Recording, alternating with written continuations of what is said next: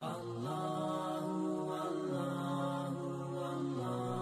sih basis mode keberagamaannya Siti Jenar? Ya orang beragama kan pasti punya pola. Apa sih yang jadi pola keberagamaannya Syekh Siti Jenar? Itu dia ungkapkan ketika debat sama Sunan Bonang. Ketika Sunan Bonang undang Syekh Siti Jenar. Jadi modusnya apa? Yang pertama ya, gitu kalimatnya begitu. Bonang, kamu ngundang saya datang di Demak. Saya males untuk datang sebab saya merasa tidak di bawah atau diperintah oleh siapapun kecuali oleh hati saya. Jadi yang pertama, orang beragama khususnya kelompok aulia itu lebih fokus pada mendayagunakan kolbu atau hati dibandingkan akalnya. Kadang-kadang orang menyebutnya mata batin. Jadi olah jiwa. Yang porosnya adalah kalbu.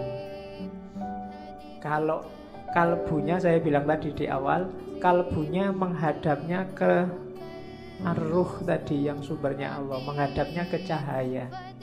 Karena kalbunya jernih, menghadap ke cahaya, maka kalbunya juga bersinar.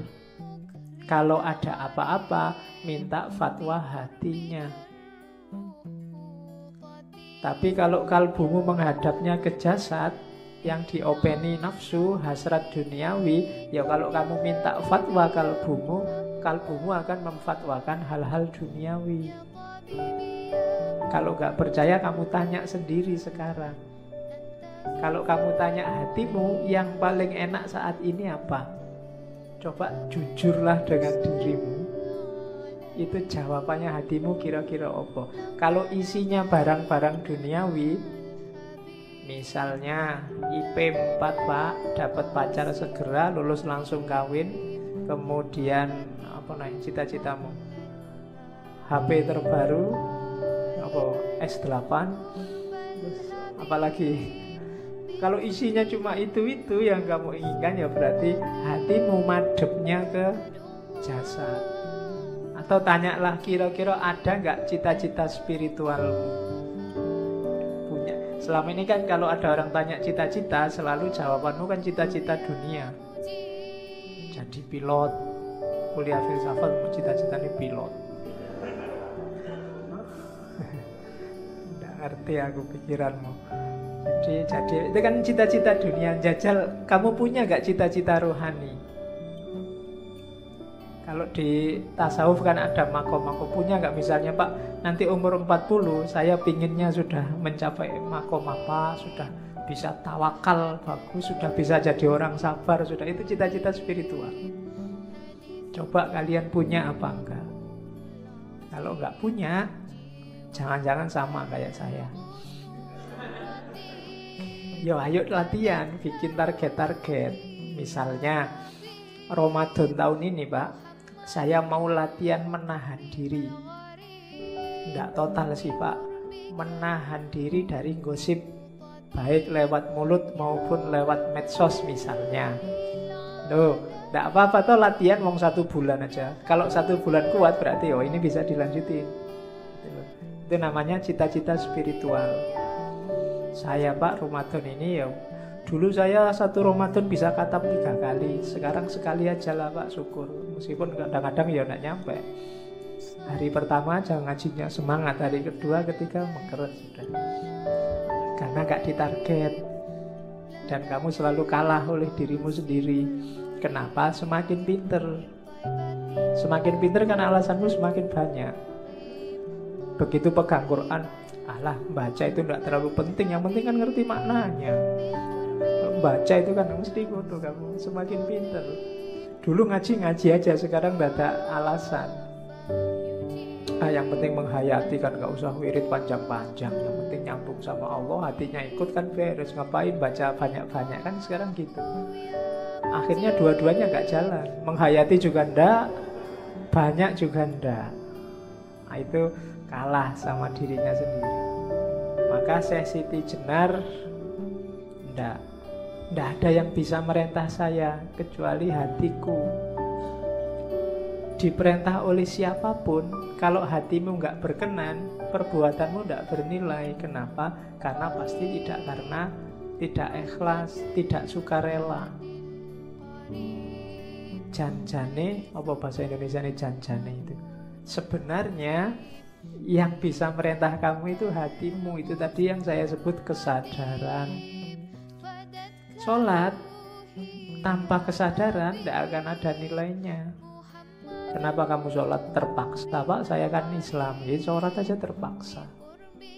Resiko Pak jadi orang Islam, sholatnya resiko. Bukan karena kesadaran. Ada orang bilang sholat itu ya jangan kewajiban, tapi kebutuhan. Belum, pertama-tama bukan kebutuhan, tapi kesadaran. Kesadaran itu berarti hatimu seneng, diperintah, condong, dan rela. Kalau kebutuhan itu kadang-kadang tidak rela ya, karena butuh aja. Tapi kalau hatinya rela itu tidak butuh pun mau, tidak ada manfaatnya pun ayo, tidak masalah. Itu berarti rela.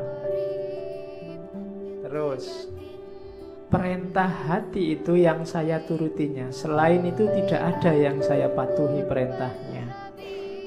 Bukankah kita sesama mayat?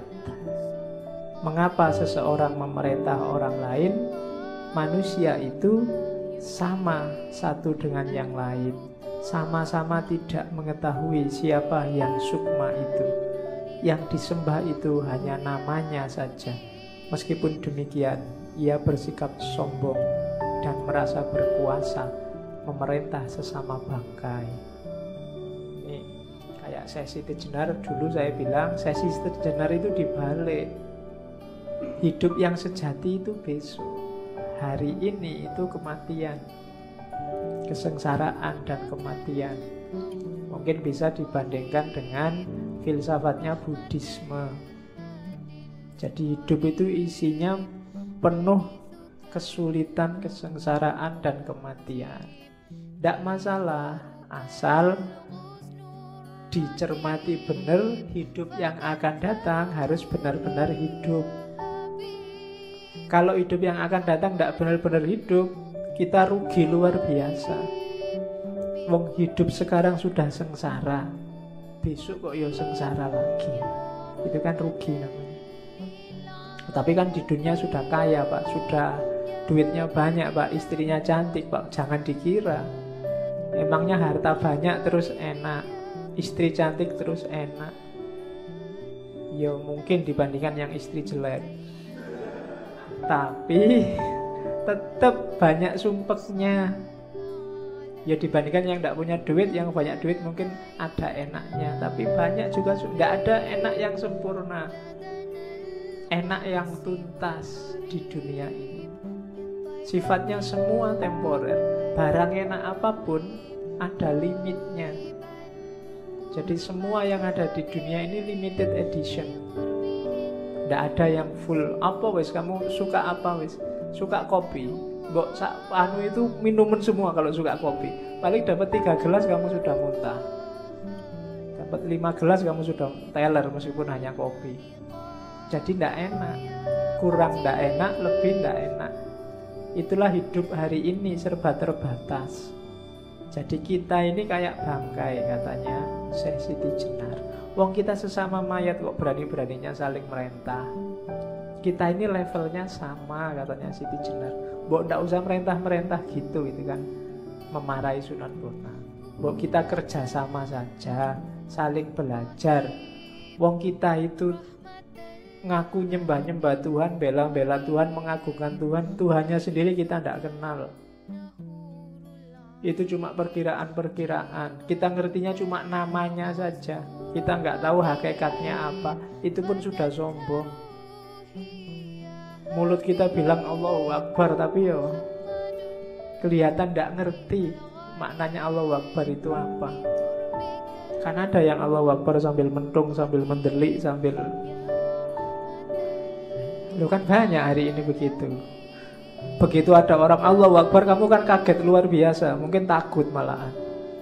Jangan-jangan ada apa ini, mesti begitu. Oke, jadi mode keberagamaannya yang pertama mengikuti suara hati yang jernih, yang bercahaya. Yang kedua, menyadari kerendahan diri, kita itu bangkai, maka tidak usah sombong. Pengetahuan kita juga apa sih, wong kita itu sangat terbatas. Dan makanya kita harus egaliter, tidak saling menindas, tidak saling merentah. Itu dari serat Siti Jenar.